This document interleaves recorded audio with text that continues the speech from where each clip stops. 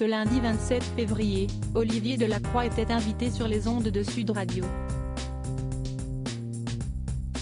Pendant son passage dans Sud Radio Média, le présentateur de Dans les yeux d'Olivier a poussé un coup de gueule sur l'affaire Pierre Palmade, qualifiant Twitter de caniveau public. Olivier Delacroix fait son retour sur France 2 pour un numéro inédit de Dans les yeux d'Olivier diffusé ce lundi 27 février. Pour cette occasion, il était l'invité de Sud Radio Média. Il a tout d'abord rappelé le concept de son émission. Il y a eu une règle depuis 11 ans que cette émission existe, si est que les témoignages sont des longs parcours. Mais on raconte aussi comment on s'en sort. Il y a une démarche de ces témoins de témoigner avant tout pour les autres, a-t-il souligné. Et de qualifier ce programme de lumineux et de très humain.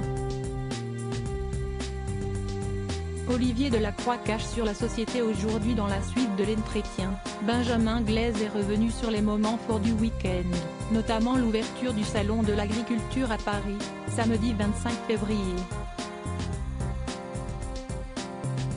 Le journaliste a ainsi évoqué la visite assez mouvementée d'Emmanuel Macron. Sur place, le président a eu un vif échange avec un militant du collectif Dernière Rénovation sur le changement climatique. Ce dernier l'a interpellé face aux caméras de BFM TV qui a filmé la scène. Interrogé à ce sujet sur Sud Radio, Olivier Delacroix n'a pas mâché ses mots. Ça inspire ce qu'ouest la société aujourd'hui. Ce jeune, il a des revendications. Le problème, si est qu'à aucun moment, il ne laisse parler le président. Il monopolise la parole donc finalement, il renvoie une image encore un peu hystérique, mais ce qui est notre société aujourd'hui, a-t-il dit.